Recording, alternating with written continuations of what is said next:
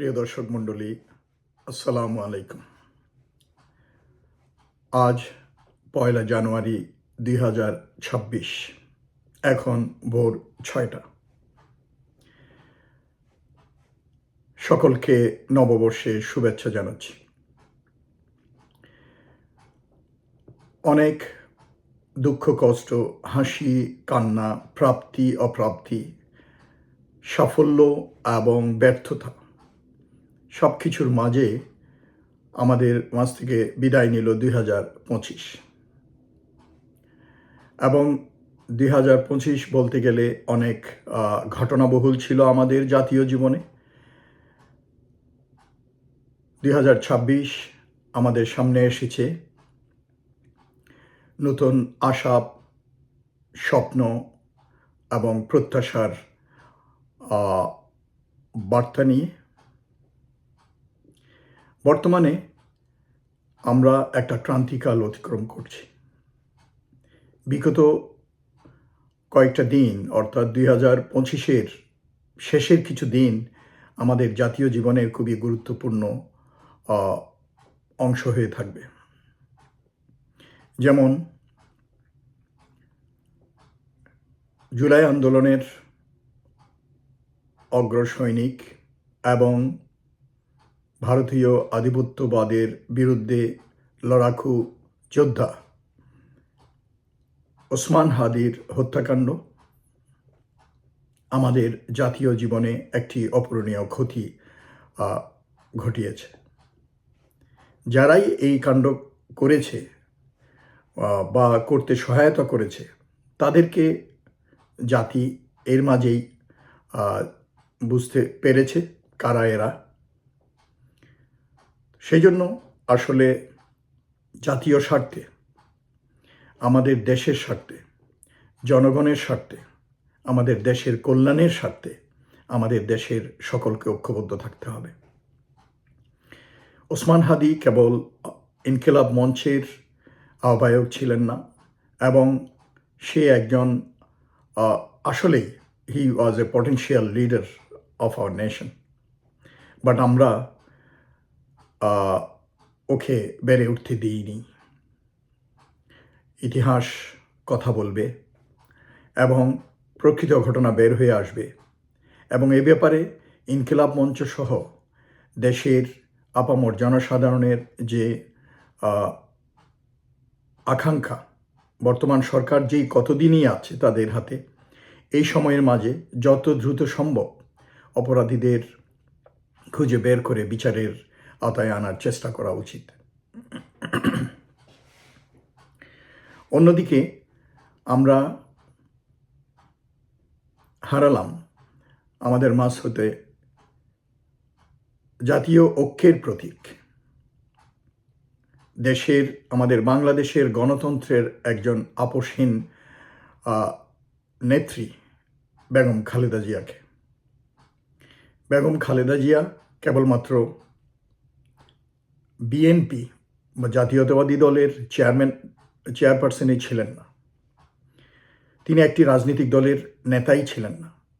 তিনি ছিলেন আমাদের দেশের একজন সেনাপ্রধানের স্ত্রী, একজন মুক্তিযুদ্ধের সেক্টর কমান্ডারের স্ত্রী, একজন প্রেসিডেন্টের স্ত্রী, সহধর্মিণী, এবং পরবর্তীতে প্রেসিডেন্ট শহীদ জিয়াউর রহমানের মৃত্যুর পর, শাহাদাতের পর, তিনি হাল ধরেন এই দেশের এবং তার দল বিএনপির।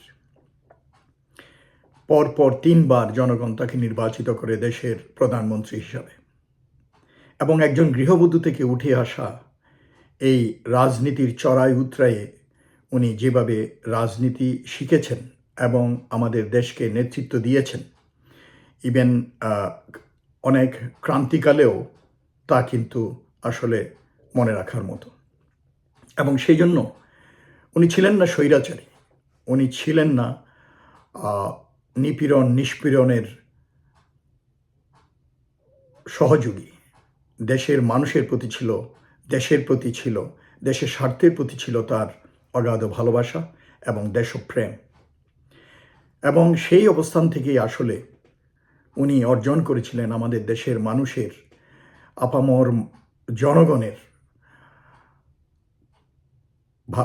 ভালোবাসা এবং সম্মান,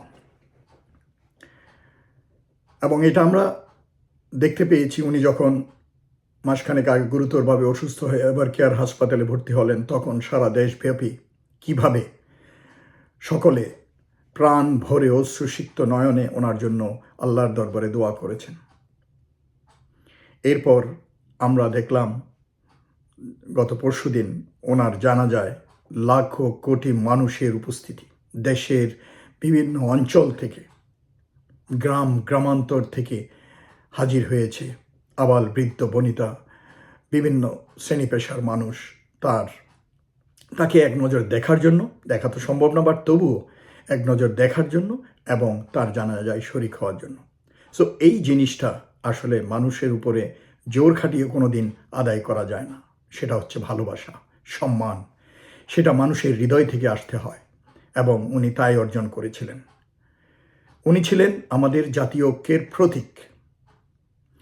আমাদের জাতির এই ক্রান্তিকালে ওনার খুবই দরকার ছিল। জীবন মৃত্যু আল্লাহর হাতে এবং এর ফয়সালা জমিনে নয় আসমানে হয়, কাজে আমাদের সবাইকে একদিন আল্লাহর কাছে যেতে হবে।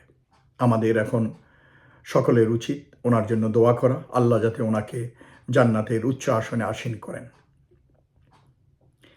ওনার মৃত্যুর পর এই যে জানাজায় বা ওনার হসপিটালে ভর্তি, এইগুলো নিয়ে কোনো রাজনীতি যেন করা না হয়, আমি সেই অনুরোধ করব সংশ্লিষ্ট মহলকে। ওনার জানাজায় কত লোক হাজির হলো, এটা হচ্ছে কেবলমাত্র ওনার প্রতি জনগণের ভালোবাসা, কোনো দলের প্রতি নয়। আমি এই জিনিসটা পরিষ্কারভাবে বলে দিতে চাই। তো আপনারা যদি ওই ক্যালকুলেশন করেন যে এটা আপনাদের দলের প্রতি ভালোবাসায় এত লোক হাজির হয়েছে, তাহলে আপনারা ইউল গো রং গ্রসলি, আপনারা পুরোপুরি ভুল করবেন। তো কাজেই ওইভাবেই আপনারা হিসেব নিকেশ করুন।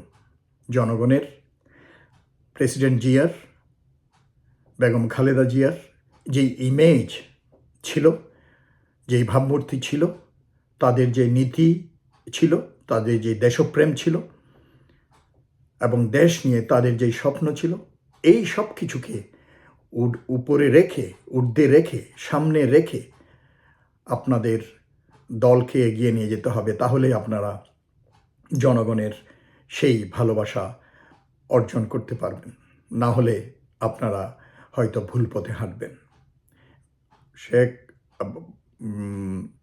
শেখ হাসিনা গত 15-16 বছরে যেই অত্যাচার জুলুমের নিষ্পীষণ চালিয়ে গিয়েছেন আমাদের দেশের মানুষের উপরে এবং বেগম খালেদা জিয়ার উপরে, আমরা সকলে অবলোকন করেছি।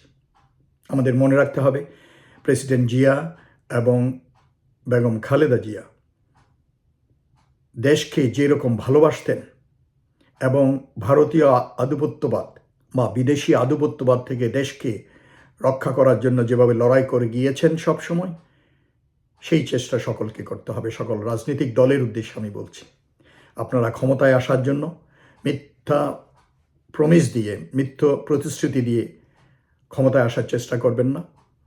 নিজেদের অন্তরে ধারণ করতে হবে, নিজেদের রাজনৈতিক দলের নীতিতে তা ধারণ করতে হবে, এবং তা হচ্ছে আমাদের দেশের জনগণের আশা আকাঙ্ক্ষার প্রতিফলন।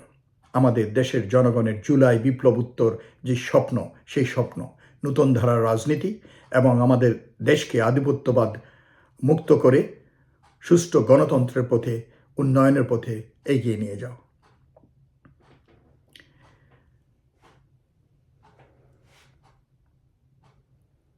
তারপর যে জিনিসটা আমরা দেখতে পাচ্ছি, আমাদের দেশে রাজনৈতিক বিভাজন 8ই আগস্টের পর থেকে 2024-এর আমরা দেখতে পাচ্ছি বিদেশি মহল আমাদের দেশে বিভিন্ন শ্রেণী পেশার মানুষের মাঝে যেই ঐক্য গড়ে উঠেছিল, সেই ঐক্যকে ধ্বংস করার জন্য বিভিন্ন কর্মকাণ্ড চালিয়ে যাচ্ছে। আমাদের দেশের ভিতরে থাকা ফিফথ কলামিস্ট বা তাদের যে দালাল, তাদের যে এজেন্ট, বিশ্বাসঘাতক আমাদের দেশে রয়েছে, তাদের মাধ্যমে এইসব কর্মকাণ্ড চালিয়ে যাচ্ছে। হাদিকে হত্যা করা এরই এক ঘটনার উদাহরণ। আমাদের লোক দিয়ে আমাদের ভাইদেরকে বুকে গুলি চালানো হচ্ছে। যে এই জিনিসগুলো খেয়াল রাখতে হবে। বিদেশি চর এজেন্ট যারা আমাদের দেশে এখনও আছে তাদেরকে চিহ্নিত এবং নির্মূল করতে হবে এবং গোয়েন্দা সংস্থাকে পুরোপুরিভাবে সংস্কার করতে হবে। কারণ পুরনো স্বৈরাচারী সরকারের নিয়োগপ্রাপ্ত গোয়েন্দা কর্মকর্তা বা কর্মচারীদের নিয়ে সফল গোয়েন্দাগিরি করা যাবে না। সরকার এ বিষয়ে নজর দেওয়া উচিত এবং আমাদের সকলকে ঐক্যবদ্ধ হতে হবে। আমি বলবো দুইটি মেজর দলকে নিয়ে, প্রধান দলকে নিয়ে জোট তৈরি হয়েছে আমরা দেখতে পাচ্ছি। হোয়াট এভার ইট ইস, এতে কোনো জোড়াজুড়ি নেই। যার যেদিকে ভালো লাগে ওদিকে যাবে, জোট করবে এবং নির্বাচন কৌশল হিসাবে তারা নির্বাচনে যাওয়ার জন্য চেষ্টা করবে। আমার কথা হচ্ছে যে জোটেই যান সুষ্ঠুভাবে, কোনো হানাহানি রাজনীতি নয়, পুরনো ধারার সেই মারামারি সহিংসতার রাজনীতি নয়, শান্তিপূর্ণভাবে গণতন্ত্রের প্রতি উত্তরণের জন্য আমাদের একটা সুষ্ঠু সুন্দর শান্তিপূর্ণ নির্বাচনের দিকে সবাইকে এগিয়ে যাওয়া উচিত। তবে একটা কথা আমি বলবো, যদিও মনোনয়নের সময় শেষ, আমরা এবার ভোট দেব সৎ লোককে এবং দেশপ্রেমিক লোককে, যারা দেশের জন্য জান কোরবান করতে রাজি, যারা চোর হবে না, যারা দুর্নীতিবাজ হবে না, যারা মিথ্যা প্রতিশ্রুতি দিবে না, যারা আমাদের দেশকে বিদেশি সংস্থার কাছে, বিদেশি শক্তির কাছে বিক্রি করে দেবে না নিজের স্বার্থের জন্য।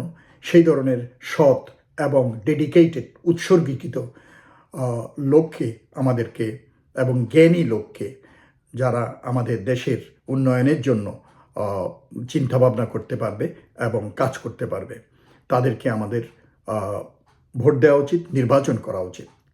কাজেই সকলে এদিকে খেয়াল রাখতে হবে, আমাদের জাতীয় নিরাপত্তার দিকে খেয়াল রাখতে হবে। কারণ জাতীয় ঐক্য যদি না থাকে, জাতীয় নিরাপত্তা সুসংহত হবে না। সেজন্য সকলে ঐক্যবদ্ধ থাকুন এবং সকল রাজনৈতিক দলগুলো ঐক্যবদ্ধ থাকুন। যার যার অবস্থান থেকে আপনারা নির্বাচন করুন এবং নিজেদের দলের যেই সব সহিংসতা, আপত্তিকর কর্মকাণ্ড এইসব বন্ধ করার চেষ্টা করুন, শৃঙ্খলা ফিরিয়ে আনুন এবং আমরা আশা করি আমাদের দেশ একটা সুষ্ঠু সুন্দর নির্বাচনের মাধ্যমে এত কিছু চ্যালেঞ্জের মাঝেও, এত কিছু দুর্ঘটনার মাঝেও আমরা যেন একটু মাথা উঁচু করে দাঁড়াতে পারি, আমাদের দেশ যেন একটা সুন্দর নির্বাচিত সরকার দেখতে পারে, সেটা আমরা চেষ্টা করতে হবে। সকলে ভালো থাকুন। আসসালামু আলাইকুম।